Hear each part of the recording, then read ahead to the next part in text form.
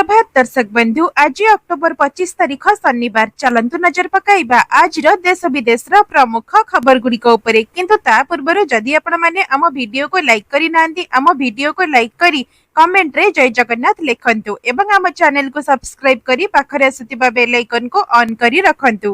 बात्या को नहीं आसिला बड़ अपडेट। एठी करिबो लैंडफॉल। मत्स्यजीवी माननकु सतर्क कला पाणीपाग केन्द्र। आसुछि बात्या मोन्था। दक्षिण पूर्व बंगोपसागर रे गठित लघुचाप आगामी 24 घंटा रे अवपात एवं 26 तारीख सुधा गभीर अवपात रे परिणत हेबार आशंका रहिछि।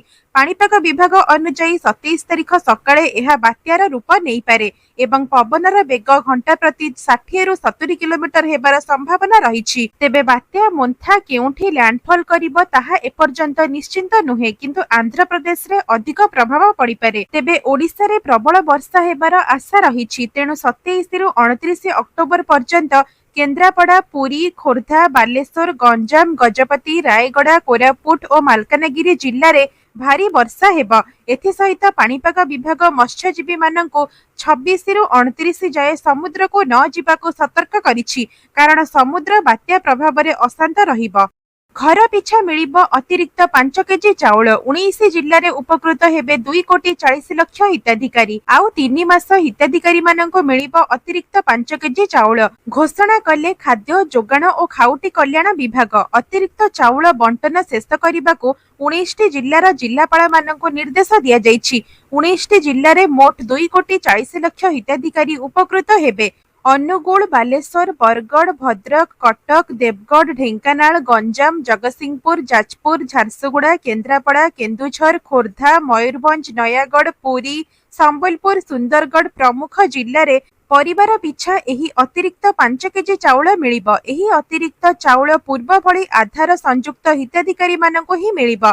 तेबे एही योजना द्वारा 19 जिल्लार 70.47 लक्ष रु अधिक परिवार उपकृत हेबे। नवेम्बर 10 तारीख सुधा बंटन सारिबाकू जिल्लापाल माननको निर्देश दिया जाइछि, जहा जातीय एवं राज्य खाद्य सुरक्षा योजना हिताधिकारी को मिलिबो एही लाभ। एणिकी ट्रेन रे एवं रेल धारणा रे रील्स और सेल्फी मना। युवपीढ़ी माने ट्रेन सम्मुख रे रील्स और सेल्फी नहीं जीवन को विपद रे पकाउछंती। एहाको रोकिबा पई पूर्वतट रेलपथ गुरुतर चेतावनी जारी करिछि। बारंबार एभली कार्य करुथिबा युवक मानक उपरे कड़ा आईनगत कार्यानुष्ठान हेबो बोली कहिछि। रेलपथ उपरे ट्रैक निकटरे चालुथिबा ट्रेन रे फुटबोर्ड किंबा छात उपरे वीडियो शूटिंग करिबा बेआईन एवं दंडनीय अपराध। रेल आईन 1989 अनुଯାयी जेल दंड सह आर्थिक दंड मध्य लागि पारे। तेबे रेल सुरक्षा बल बा आरपीएफ और सरकारी रेल पुलिस बा जीआरपी को एही उल्लंघनकारी विरोध रे शून्य सहनशीलता नीति अनुसरण करने को निर्देश दिया जाइछि, जहाकि रेल आईन धारा 147 और 153 अनुଯାयी मामला रुजु हेबा। अष्टम वेतन कमिशन उपरे आसिला बड़ अपडेट। जानन्तु सरकारक आगामी प्लान कौन रहिछि। केंद्र सरकार खूब शीघ्र अष्टम वेतन कमिशन संपर्क में गुरुत्वपूर्ण घोषणा करिपारंती बोली खबर मिली। प्राय 1 कोटी केंद्र सरकारी कर्मचारी और पेंशन भोगी माने एथिरो लाभ पाइबे। सरकार एपर्यंत कौनसी कमिटी गठन करिनाहांती, किंतु एहार नियम और शर्त निर्धारण सक्रिय अछंती। गणमाध्यम रिपोर्ट अनुसार नवेम्बर 2025 सुधा विज्ञप्ति जारी हेबा। सप्तम वेतन कमिशन रो कार्यालय डिसेम्बर 31 रे शेष हेबारु सरकार शीघ्र नूतन सदस्य मानक नियुक्ति करि पारंती। अर्थ राष्ट्र मंत्री पंकज चौधरी कहिसंती जे सरकार एही विषय रे सक्रिय भाबरे काम करूछंती एवं यथा संभव शीघ्र विज्ञप्ति जारी करिवे। अष्टम वेतन कमिशन 2028 सुधा कार्यकारी हेबो बोली आशा करा जाउछि, जहा द्वारा 50 लाख रु अधिक कर्मचारी और 6.5 लाख पेंशन भोगी लाभान्वित हेबे। ओला उबर को टक्कर देबा को सरकार आरंभ करने को जाउछंती। भारत टैक्सी सेवा एही दिन हेबो शुभारंभ। सरकार शीघ्र देशर प्रथम सरकारी टैक्सी सेवा भारत टैक्सी आरंभ करने को जाउछंती, जहाकि ओला और उबर को टक्कर देबा। एहा नवेम्बर रे दिल्ली रे पायलट प्रोजेक्ट भाबरे आरंभ हेबा। प्रथम पर्याय रे 650 ड्राइवर जोग देबे। परवर्ती समय रे एही सेवा अन्य राज्यगुड़ी को विस्तारित हेबा। तेबे भारत टैक्सी हेउछि एक जातीय समवाय राइड हेलिंग प्लाटफर्म, जहाँ सहयोग मंत्रालय और जातीय ई गवर्नेंस डिविजन मिलित भाव आरंभ करुछि, जहाँकि ड्राइवर माने एहा सह मालिक हेबे। ଓ ପ୍ରତ୍ୟେକ ଯାତ୍ରାର ଟଙ୍କାର 100% ପାଇବେ। ତେବେ ଏହାର ଆପ୍ଲିକେସନ ହିନ୍ଦୀ, ଗୁଜରାଟୀ, ମରାଠୀ ଓ ଇଂରାଜୀ ଭାଷାରେ ଉପଲବ୍ଧ ହେବ। ମହିଳା ଡ୍ରାଇଭରମାନଙ୍କୁ ମଧ୍ୟ ଏହି ଯୋଜନାରେ ସମାବେଶ କରାଯାଇଛି। ପ୍ରଥମେ 100 ମହିଳା ଯୋଗଦେବେ ଏବଂ 2030 ସୁଦ୍ଧା ସେହି ସଂଖ୍ୟା 15,000 ଆଡ଼କୁ ବଢ଼ିବ। ନଭେମ୍ବର 15ରୁ ମାଗଣା ତାଲିମ ଆରମ୍ଭ ହେବ ଓ ସେମାନଙ୍କୁ ବୀମା ମଧ୍ୟ ମିଳିବ। ଏହି ସେବା ଡିସେମ୍ବରରୁ ମୁମ୍ବାଇରେ, ପୁନେ ଓ ରାଜକୋଟରେ ଆରମ୍ଭ ହେବା ସହିତ ଏହାର ଲକ୍ଷ୍ୟ 2030 ସୁଦ୍ଧା ଦେଶର 20ଟି ସହରରେ ସେବା ବିସ୍ତାର କରି 50,000 ଡ୍ରାଇଭର ଯୋଗଦେବା। ସୃଷ୍ଟି ହେଲା ଆଉ ଏକ ଲଘୁଚାପ, 27 ଯାଏଁ ପ୍ରବଳ କାଚିବ। 12ଟି ଜିଲ୍ଲାରେ ବିଜୁଳି ଘଡ଼ଘଡ଼ି ସହ ବର୍ଷା ନେଇ ଆଲର୍ଟ। ବଙ୍ଗୋପସାଗରରେ ଆଉ ଏକ ନୂତନ ଲଘୁଚାପ ସୃଷ୍ଟି ହେବାର ସମ୍ଭାବନା ରହିଛି। ଦକ୍ଷିଣ ପୂର୍ବ ବଙ୍ଗୋପସାଗର ଓ ସଂଲଗ୍ନ ଆଣ୍ଡାମାନ ସାଗର ଅଞ୍ଚଳରେ ଥିବା ଉପର ବାୟୁମଣ୍ଡଳସ୍ତରୀୟ ଘୂର୍ଣ୍ଣିବଳୟ ପ୍ରଭାବରେ ଏହା ଆଗାମୀ 24 ଘଣ୍ଟା ମଧ୍ୟରେ ସ୍ପଷ୍ଟ ଲଘୁଚାପର ରୂପ ନେବ ବୋଲି ଆଞ୍ଚଳିକ ପାଣିପାଗ କେନ୍ଦ୍ର ଜଣାଇଛି। ଏହା ପରେ ଏହା କେତେ ଘନୀଭୂତ ହେବ ଓ କେଉଁ ଦିଗକୁ ଗତି କରିବ ସେ ନେଇ ଏଯାବତ୍ ସ୍ପଷ୍ଟ ଚିତ୍ର ମିଳିନାହିଁ। ତେବେ ଲଘୁଚାପ ପ୍ରଭାବରେ ଓଡ଼ିଶାରେ ଆସନ୍ତା 27 ତାରିଖ ପର୍ଯ୍ୟନ୍ତ ପ୍ରବଳ ବର୍ଷା ହେବାର ଆଶା ରହିଛି। ପୁରୀ, ଖୋର୍ଦ୍ଧା, ଗଞ୍ଜାମ, ଗଜପତି, ରାୟଗଡ଼ା, କୋରାପୁଟ, ମାଲକାନଗିରି, କଳାହାଣ୍ଡି, କନ୍ଧମାଳ, ନବରଙ୍ଗପୁର ଓ ନୟାଗଡ଼ ସହିତ 12ଟି ଜିଲ୍ଲାରେ ବିଜୁଳି ଘଡ଼ଘଡ଼ି ସହିତ ବର୍ଷା ହେବ। ଆଜିଠୁ ବର୍ଷାର ପରିମାଣ ବଢ଼ିବା ଆକଳନ ହୋଇଛି ଓ ଦକ୍ଷିଣ, ପଶ୍ଚିମ ଓ ଉପକୂଳ ଓଡ଼ିଶାରେ ଅଧିକ ପ୍ରଭାବିତ ହେବ।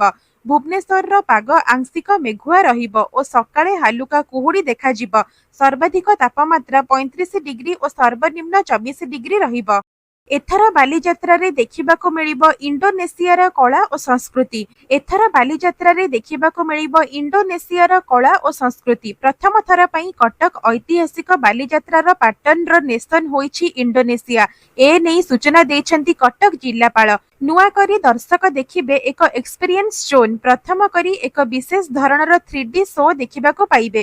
ଚଳିତ ବର୍ଷ 3 ଦିନ ଧରି ଦର୍ଶକ ଦେଖିପାରିବେ ଲେଜର ଶୋ। 2 ଦିନ ଅନୁଷ୍ଠିତ ହେବ ଫାୟାର ୱାର୍କ ଓ ଆତସବାଜି ପ୍ରଦର୍ଶନୀ। ଆଉ ଅଳ୍ପ ଦିନ ମଧ୍ୟରେ 21ତମ କିସ୍ତିର ଟଙ୍କା ପାଇବେ ଚାଷୀ ଭାଇ। ସାରା ଦେଶର ଚାଷୀମାନେ ଆଶା ରଖିଥିଲେ କି ଦୀପାବଳି ଅବସରରେ ସେମାନଙ୍କୁ ପ୍ରଧାନମନ୍ତ୍ରୀ କିଷାନ ସମ୍ମାନ ନିଧିର 21ତମ କିସ୍ତି ମିଳିବ ବୋଲି। ହେଲେ ଦୀପାବଳି ସରିଗଲା ସିନା ଚାଷୀଙ୍କ ବ୍ୟାଙ୍କ ଆକାଉଣ୍ଟକୁ ଟଙ୍କା ଯାଇପାରି ନାହିଁ। ପ୍ରାରମ୍ଭରେ ଏହି କିସ୍ତି ଦୀପାବଳି ପୂର୍ବରୁ ଆସିବ ବୋଲି ବିଶ୍ୱାସ କରାଯାଉଥିଲା, କିନ୍ତୁ ଏପର୍ଯ୍ୟନ୍ତ 2,000 ଟଙ୍କା ଚାଷୀଙ୍କ ଆକାଉଣ୍ଟରେ ଜମା ହୋଇନାହିଁ। ତେବେ ଏହାରି ମଧ୍ୟରେ ଚାଷୀ ଭାଇମାନଙ୍କ ପାଇଁ ଏକ ନୂତନ ତଥ୍ୟ ହସ୍ତଗତ ହୋଇଛି। ଏବେ ଜାଣିବାକୁ ମିଳିଛି ଯେ ସରକାର ନଭେମ୍ବର ପ୍ରଥମ ସପ୍ତାହରେ ଏହି ରାଶି ଚାଷୀଙ୍କ ଖାତାରେ ଜମା କରିପାରନ୍ତି। ଏହାର ଅର୍ଥ ହେଉଛି ଯେଉଁ ଚାଷୀମାନେ ସେମାନଙ୍କର eKYC ପୂରଣ କରିଛନ୍ତି ଏବଂ ଯେଉଁମାନଙ୍କର ବ୍ୟାଙ୍କ ଆକାଉଣ୍ଟ ଆଧାର ସହିତ ଲିଙ୍କ ହୋଇଛି ସେମାନେ ଆଗାମୀ କିଛି ଦିନ ମଧ୍ୟରେ 2,000 ଟଙ୍କା ପାଇପାରିବେ। ଏଥର କିସ୍ତିରେ ସାମାନ୍ୟ ବିଳମ୍ବ ହେଉଛି। ଏହାର ଏକ କାରଣ ହେଉଛି ବିହାର ବିଧାନସଭା ନିର୍ବାଚନ, ଯାହାର ପ୍ରଥମ ଏବଂ ଦ୍ୱିତୀୟ ପର୍ଯ୍ୟାୟରେ ନଭେମ୍ବର 6 ଏବଂ 11 ତାରିଖରେ ଅନୁଷ୍ଠିତ ହେବ। ନୂତନ ନିୟମ ଅନୁଯାୟୀ ଆଚରଣ ସଂହିତା ଲାଗୁ ହେବା ପରେ ସରକାର କୌଣସି ନୂତନ ଯୋଜନାର ପ୍ରଚଳନ କରିପାରିବେ ନାହିଁ, କିନ୍ତୁ ପୂର୍ବରୁ ଥିବା ଯୋଜନା ପାଇଁ କିସ୍ତି ଜାରି କରିପାରିବେ। ଆଶା କରାଯାଉଛି ଯେ ସରକାର ନଭେମ୍ବର 1ରୁ 5 ତାରିଖ ମଧ୍ୟରେ 21ତମ କିସ୍ତି ସ୍ଥାନାନ୍ତର କରିପାରନ୍ତି। ତଥାପି ଏପର୍ଯ୍ୟନ୍ତ କୌଣସି ସରକାରୀ ତାରିଖ ପ୍ରକାଶ କରାଯାଇ ନାହିଁ। ତେବେ ଆପଣମାନେ ଆମର ଏହି ଭିଡିଓଟିକୁ କେଉଁ ଜିଲ୍ଲାରୁ ଦେଖୁଛନ୍ତି କମେଣ୍ଟ ମାଧ୍ୟମରେ ଲେଖିକି ନିଶ୍ଚୟ ଜଣାଇବେ। ଆସନ୍ତା ରଥଯାତ୍ରାରୁ ଜୈବିକ ଚାଉଳରେ ପ୍ରସ୍ତୁତ ହେବ କୋଠଭୋଗ। ଆସନ୍ତା ରଥଯାତ୍ରାରୁ ଜୈବିକ ଚାଉଳରେ ପ୍ରସ୍ତୁତ ହେବ କୋଠଭୋଗ। କୃଷି ବିଭାଗ ପ୍ରମୁଖ ଶାସନ ସଚିବ ଅରବିନ୍ଦ ପାଢ଼ୀ ଏହି ସୂଚନା ଦେଇଛନ୍ତି। ବଳଭଦ୍ର ଜୈବିକ ଚାଷ ମିଶନ ଦ୍ୱାରା ପ୍ରସ୍ତୁତ ଚାଉଳରୁ ପ୍ରସ୍ତୁତ ହେବ ଭୋଗ। ଶ୍ରୀ ଅନ୍ନ କାର୍ଯ୍ୟକ୍ରମରେ ଅନେକ ଜିଲ୍ଲାରେ ଜୈବିକ ଚାଷ କରାଯାଉଛି। ନିଆଳି ଓ କୋରାପୁଟରେ ଚାଷୀମାନେ ଜୈବିକ ଧାନ ଚାଷ କରୁଛନ୍ତି ବୋଲି ଖବର ମିଳିଛି। ରାଜ୍ୟରେ ଖୁବ୍ ଶୀଘ୍ର ନିଯୁକ୍ତି ପାଇବେ ସ୍ଥାୟୀ ଅଧ୍ୟାପକ, ସୂଚନା ଦେଲେ ଉଚ୍ଚଶିକ୍ଷା ମନ୍ତ୍ରୀ। ରାଜ୍ୟରେ ଖୁବ୍ ଶୀଘ୍ର ନିଯୁକ୍ତି ପାଇବେ ସ୍ଥାୟୀ ଅଧ୍ୟାପକ। ଏ ନେଇ ପ୍ରକ୍ରିୟା ଆରମ୍ଭ ହୋଇଛି ବୋଲି କହିଲେ ଉଚ୍ଚଶିକ୍ଷା ମନ୍ତ୍ରୀ। ତା ପୂର୍ବରୁ ଅନୁଦାନ ପ୍ରାପ୍ତ କଲେଜରେ ଶିକ୍ଷାଦାନ କରିବେ ଅବସରପ୍ରାପ୍ତ ଅଧ୍ୟାପକ। 488 ଓ 662 ବର୍ଗ ସରକାରୀ ଅନୁଦାନ ପ୍ରାପ୍ତ କଲେଜରେ ଶିକ୍ଷାଦାନ କରିବେ। ଆସନ୍ତା 31 ସୁଦ୍ଧା HIMS ପୋର୍ଟାଲରେ ଆବେଦନ କଲେ ନିଯୁକ୍ତି ମିଳିବ। ମନ୍ତ୍ରୀ ଆହୁରି ମଧ୍ୟ କହିଛନ୍ତି ଯେ ଯେଉଁମାନେ ଉଚ୍ଚଶିକ୍ଷା ପୋର୍ଟାଲ HIMS ବା HIMS ପୋର୍ଟାଲରେ ଆସନ୍ତା 31 ତାରିଖ ସୁଦ୍ଧା ଆବେଦନ କରିବେ ସେମାନଙ୍କୁ ନିଯୁକ୍ତି ମିଳିବ।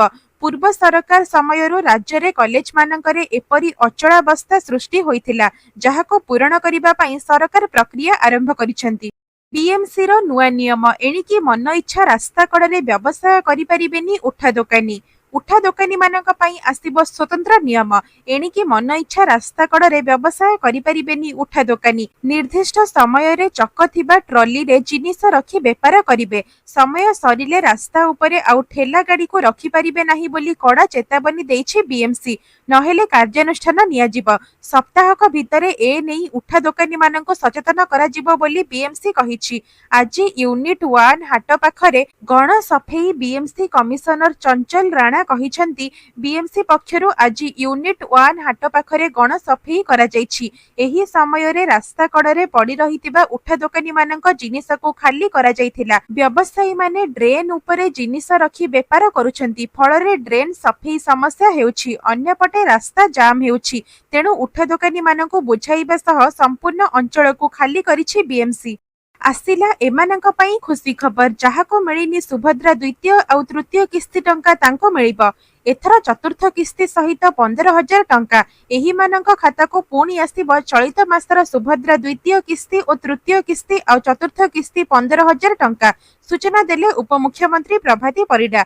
गत मास 31 तारिख सुधा जो महिला माने आवेदन करथिले एवं योग्य विवेचित होइथिले सेमाने ही एही आर्थिक सुविधा गत अगस्त मास 9 तारिख रे पाइछंती जहा सेमानकर आर्थिक कारोबार को सहयोग करिबो। सूचना योग्य जे सुभद्रा योजना रे 1,84,000 जन महिला प्रथम किस्ती टंका पाइछंती सेही बड़ी 98,85,000 जन महिला द्वितीय और तृतीय किस्ती टंका पाइछंती एवं एथि सहित जेउ माने एबे पर्यंत भी सुभद्रा योजना रो टंका न पाई वंचित अछंती सेमानंको चलित मासरे एकाथरके 3टी किस्तीर टंका 15,000 मिलिबो एवं जेउ माने सुभद्रा योजना अधीन रे प्रथम एवं द्वितीय किस्तीर टंका पाई सारिछंती सेमानंको केवल तृतीय और चतुर्थ किस्तीर टंका 10,000 मिलिबो। ए नहीं बड़ घोषणा करिसेंती प्रभाती परिडा। तेबे आपण माने हमकु कमेंट करिकि जणांतु जे आपण सुभद्रा योजनार केतोटी किस्तीर टंका पाइछंती। आलू उत्पादन रे आत्मनिर्भर हेबो ओडिशा 3 लाख क्विंटाल आलू बांटिबे सरकार। ओडिशा सरकार आलू उत्पादन रे आत्मनिर्भर हेबा पई नूतन पदक्षेप नेछंती। राज्य रे 50,000 रु अधिक एकर जमी रे आलू चाष करिबार योजना हेउछि। उपमुख्यमंत्री केभी सिंहदेवଙ୍କ अध्यक्षतारे होइतिबा बैठक रे एही निष्पत्ति ग्रहण होइछि। से चाषी माननकु 3 लाख क्विंटाल उन्नत आलू बिहन जोगाई देबाकू कृषि विभाग को निर्देश दैछंती। नवेम्बर प्रथम सप्ताह विभिन्न ब्लॉक रे बिहन बंटन आरंभ हेबो। समस्त जिल्ला को तांको आवश्यकता अनुसार बिहन परिमाण सूचना प्रेरण करने को कहा जायछि जहाकी बैठक रे कृषि सचिव अरविंद पाढ़ी कृषि निर्देशक शुभम सक्सेना और उद्यान निर्देशक गोरख वामन उपस्थित थिले। तेबे पियाज लंका और रसुण चाष पई मध्य बिहन सहायता दियाजिबो। बिहन अभाव हेले चाषी माने कृषि विभाग हेल्पलाइन 155333 रे संपर्क करि परिबे। कमुछि सुना और रूपार दर सर्वकालीन सर्वोच्च मूल्य ठारू प्राय 9 रु 16% ह्रास। धनतेरस और दीपावली पर सुना और रूपा मूल्य रे ह्रास देखा देछि। मल्टी कमोडिटी एक्सचेंज बा एमसीएक्स अनुसार सुना मूल्य सर्वकालीन सर्वोच्च 1,32,294 टंकारु ह्रास पाई 1,20,515 टंका को आसीछि जहाकी 9% ह्रास होइछि। रूपा मूल्य मध्य 1,70,415 रु 1,43,819 टंका को खसीछि जहा प्राय 16% ह्रास होइछि। बजार रे मध्य सुना और रूपार मूल्य यथाक्रमे 8.60% और 12.60% कमिछि। 2 दिन धरी ह्रास पर सामान्य वृद्धि देखा जाइथिले मध्य विशेषज्ञ मानक आकलन अनुसार दर आगको आहुरी कमी पारे। भारत अमेरिका वाणिज्य चुक्तिर आशा सुना और रूपा को अल्प समर्थन जोगाइछि। सोमवार सुना 10 ग्राम पिछा 1,30,000 टंका बिक्री होइथिले मध्य मंगलवार संध्यारे प्राय 4,000 टंका ह्रास होइछि। रूपा मूल्य मध्य प्राय 10,000 टंका कमिछि। तेबे अंतर्जातीय बजार रे सुनार मूल्य खसुथिबारु भारत रे मध्य दाम ह्रास चलिथिबार आशंका विशेषज्ञ माने व्यक्त करिसेंती। मोहन सरकार को पुरुछि 500 दिन गुरुत्वपूर्ण कैबिनेट बैठक डाकिले राज्य सरकार। आज मोहन सरकार को पूरीब 500 दिन। एही अवसर में मुख्यमंत्री मोहन चरण माझी कैबिनेट बैठक डाकिछंती। बैठक में आज संध्यारे 5टारे लोकसेवा भवन में हेबा। किछि मंत्री साक्षात उपस्थित हेबे और किछि नुआपड़ारू वीडियो कॉन्फ्रेंस माध्यम जोड़ी हेबे। एही बैठक में मुख्यमंत्री किछि गुरुत्वपूर्ण निष्पत्ति नहीं पारंती। संप्रति सरकार वर्ष पूर्ति उत्सव पालिथिले और राज्य स्तरीय विकास वाहन योजना आरंभ करथिले। एही वाहन ओडिशार 314टी ब्लॉक और 5टी पौर निगम बुली लोकंक मध्यरे सरकारी योजना पहुंचाई सचेतनता सृष्टि करथिला। सुंदरगढ़ रे उपर मुहा स्क्रब टाइफस जनवरी रु एबे पर्यंत 1564 जन पॉजिटिव चिन्हट। सुंदरगढ़ जिल्ला रे स्क्रब टाइफस रोग उपर मुहा हेउछि। जनवरी रु एपर्यंत 1564 जन पॉजिटिव चिन्हट होइछंती और 2 जनकर मृत्यु होइछि। रोगी माने जिल्लार समस्त 17टी ब्लॉक और सहरांचल रु चिन्हट होइछंती। एपर्यंत 7358 नमूना परीक्षा होइथिबा बेले ताठारु 1564 जन पॉजिटिव मिलिछंती। जिला मुख्य चिकित्सा अधिकारी डॉक्टर सुरेश चंद्र महांती कहिछंती जे स्क्रब टाइफस स्थिति नियंत्रण रे अछि। औषध यथेष्ट अछि और लोकंकु सचेतनता करा जाउछि। रिपोर्ट अनुसार एही रोग मुख्यतः बाह्य मलत्याग, घासरे बसिबा किंबा सोइबा और खाली पादरे जीवा आसीबा जोगु छुआ हेउछि। पश्चिम ओडिशार अनेक अंचल रे एही रोग चिंताजनक भाव में बढ़ुची। 2023 रे मध्य सुंदरगढ़ रे बहु संख्यक रोगी मिलिथिले और 4 जनकर मृत्यु होइथिला। सेहीपरि वर्तमान स्थिति को दृष्टि रे रखी सरकार पुणी थरे सचेतनता और प्रतिरोध उद्यम जोरदार करिसंती। ओडिशा हेब बिहन हब। उपमुख्यमंत्री केबी सिंहदेव सूचना। डाली जातीय फसल रे आत्मनिर्भर हेबा पई अभियान रे ओडिशा को बिहन हब भाबरे गढ़ी उठाजिबो बोली उपमुख्यमंत्री केबी सिंहदेव कहिसंती। से अध्यक्षता करिथिबा एक सघन कृषि बैठक रे एही सूचना दैछंती। एही बैठक रे विलुप्त प्राय खाद्य और फसल पुनरुद्धार विषय उपरे आलोचना होइथिला। प्रधानमंत्री आह्वान अनुसार डाली क्षेत्र रे आत्मनिर्भर हेबा पई राज्य रे हरड़, कला चना और अन्य फसल चाष को क्लस्टर पद्धति रे प्रोत्साहन दिया जिबा। तेबे ICRISAT द्वारा विकसित ICPV 25444 नाम रे हरड़ प्रजातिर सबु ऋतुरे चाष योग्य एवं 45 डिग्री सेल्सियस पर्यंत उत्ताप सहन करि परिबो। एहा 120 दिन रे फलन देई परिबो। एथि सहित उपमुख्यमंत्री आहुरी डंगर राणी और कांदुल भली पारंपरिक किसम चाष को मध्य प्रोत्साहन दैछंती, जहा विलुप्त प्राय श्रेणी रे आसुछि।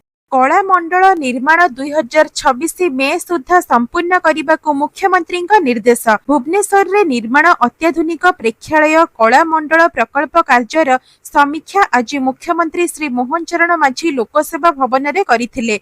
से 2026 मे मास पूर्व निर्माण कार्य संपूर्ण करने को निर्देश दैछंती। सैनिक स्कूल निकटरे 9.85 एकर जमी उपरे 173 कोटी टंका व्यय इडको पक्षरु एही प्रेक्षालय निर्मित हेउछि। एठारे 2000 आसन विशिष्ट प्रमुख प्रेक्षालय सहित 500 सीट्र एक ओपन एयर थिएटर रहिबो। भविष्यत रे सरकारी कार्यक्रम और सभा समिति पई एहा एक गुरुत्वपूर्ण स्थल हेबो।